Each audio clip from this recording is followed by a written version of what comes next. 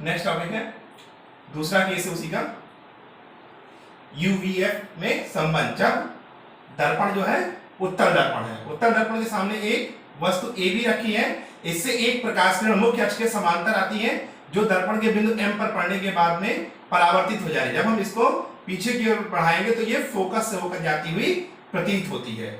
एक प्रकाश किरण वक्रता केंद्र की ओर जाती है जो कि वापस उसी पथ पर लौट जाती है, यानी वक्रता केंद्र की ओर जाती हुई प्रतीत होती है। परावर्तन के पश्चात दोनों किरणें जहां पर एक दूसरे को काटती है वहीं पे उस वस्तु का प्रतिबिंब बनता है, ए डैश बी डैश।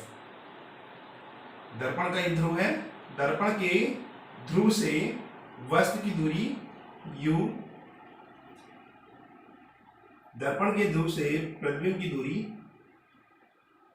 v और वक्रता त्रिज्या r।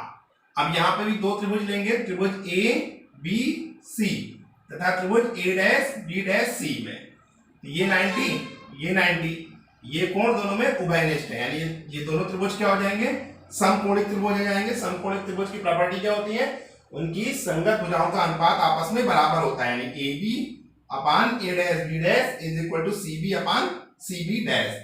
अब इसी प्रकार हम दो त्रिभुज लेंगे, त्रिभुज A dash B dash F तथा त्रिभुज एम एन एफ। एम से मुख्य अक्ष पर एक लंब खींचा गया है, एम एन एफ, ये दो एम एन एफ तथा ए डैश बी डैश एफ, ये दो त्रिभुज ले लेंगे। ये एंगल्स एफ जो है दोनों में कॉमन है, तो ये 90 और ये 90, तो ये दोनों त्रिभुज क्या हो जाएंगे, समकोणिक हो जाएंगे, क्योंकि संगत भुजाओं का अनुपात आपस में बराबर होगा, यानी M N upon A dash B dash is equal to N F upon B dash F. तो एम एन जो है वो ए बी के बराबर है, इसलिए हम एम एन की जगह पे यहाँ पे ए बी लिख सकते हैं। तो A B upon A B dash is equal to N F upon B dash F. तो समीकरण 1 व 2 से जब कंपेयर करेंगे तो इन दो समीकरण 1 और 2 की एक दूसरे से तुलना कर लेंगे तो एलएचएस बराबर है तो आरएचएस भी बराबर होगा, यानी C B upon C B dash is equal to N F upon B dash F. जब दर्पण का द्वारक बहुत छोटा होगा तो एम बिंदु पी के अत्यंत निकट होगा, उस कंडीशन में NF is equal to PF के लगभग बराबर हो जाएगा। तो हम यहां पे एनएफ की जगह पे पीएफ लिख सकते हैं, तो C B upon C B dash is equal to PF upon B dash F. अब यहां से सी बी दूरी निकालते हैं, सी बी, तो C B is equal to क्या हो जाएगा, लिख सकते हैं पीसी प्लस पीबी। हमें यहां पे क्या निकालना, C B dash, C B dash, इतने में से अगर हम इतनी दूरी माइनस कर दें तो हमें सी बी डैश की दूरी पता चल जाएगी। तो हम पीसी में से पी बी डैश माइनस कर देंगे। बी डैश एफ निकालना है तो इसके लिए हम क्या करेंगे, पी एफ में से पी बी डैश माइनस कर देंगे, इतनी डिस्टेंस बच जाएगी। ये पीसी में से हम पी बी डैश घटा देंगे, पीसी में से पी बी डैश, तो हमें बी सी बी डैश सी पता चल जाएगी, सी बी डैश की डिस्टेंस पता चल जाएगी। तो पीसी क्या है, यहाँ पे आर है प्लस पी बी, तो पी बी क्या है, दर्पण से वस्तु की दूरी यानी माइनस यू। पीसी, पीसी क्या है, R minus V. P F F minus V, तो हो जाएगा R minus U upon R minus V is equal to F upon F minus V. R is equal to 2f होता है, तो हो जाएगा 2f minus U upon 2f minus V is equal to f upon f minus v।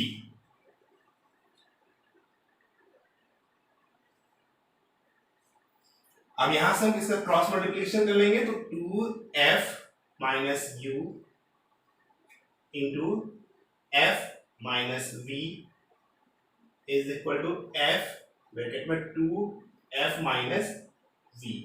इसको जब हम solve करेंगे, multiply करेंगे, तो ये हो जाएगा 2f square minus F U minus 2f v plus u v equal to 2f square minus F v।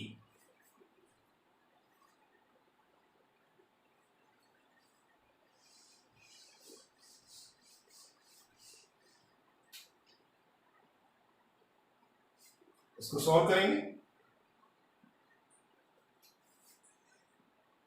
2f square से कट जाएगा, इसको इधर लेके आएंगे तो प्लस में हो जाएगा, तो यहां पे बचेगा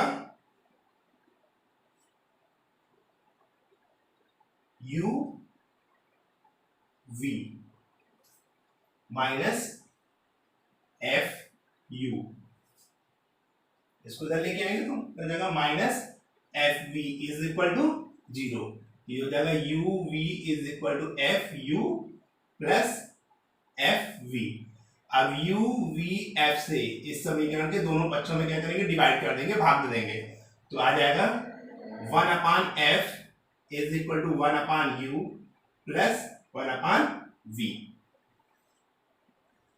तो हम देखते हैं कि दोनों ही दर्पण के लिए जो एफ यू और वी के बीच में जो संबंध आता है उसका फॉर्मूला होता है 1 upon f is equal to 1 upon u plus 1 upon v, चाहे वो उत्तल दर्पण हो या अवतल दर्पण हो।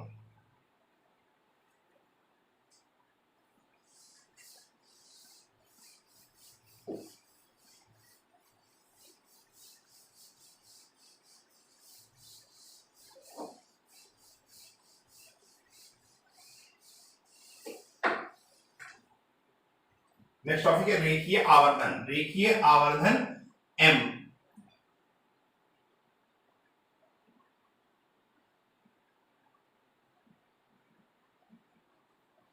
रेखीय आवर्धन m इज इक्वल टू होता है I अपान O। तो m यहां पे क्या है, रेखीय आवर्धन,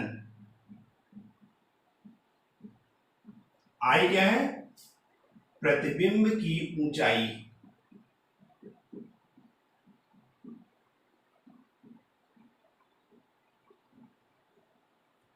बटे वस्तु की ऊंचाई।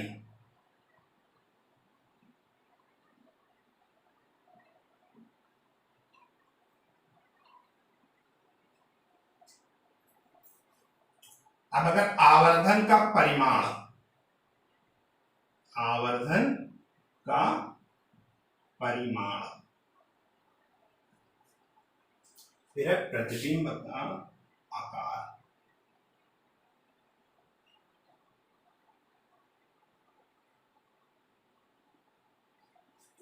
अब अगर हम I अपान O का जो अनुपात है अगर वो इक्वल टू 1 के आ जाए तो उस कंडीशन में जो प्रतिबिंब की का जो आकार आएगा यानी प्रतिबिंब की ऊंचाई, तो ये हो जाएगा वस्तु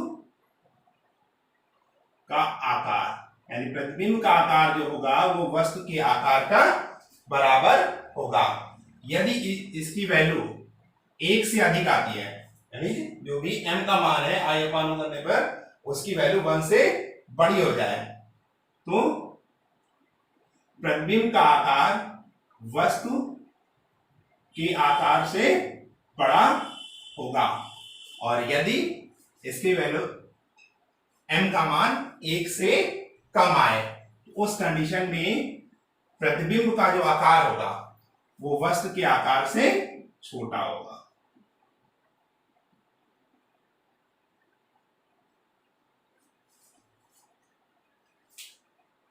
अगर आवर्धन का परिमाण 1 आएगा तो उस समय प्रतिबिंब की का जो आकार है वो वस्तु के आकार के बराबर आएगा, यानी प्रतिबिंब की ऊंचाई वस्तु की ऊंचाई के बराबर होगी। अगर 1 का मान m का मान 1 से अधिक है तो प्रतिबिंब का आकार वस्तु के आकार से बड़ा होगा। अगर इसका मान 1 से कम है तो प्रतिबिंब का आकार वस्तु के आकार से छोटा होता है।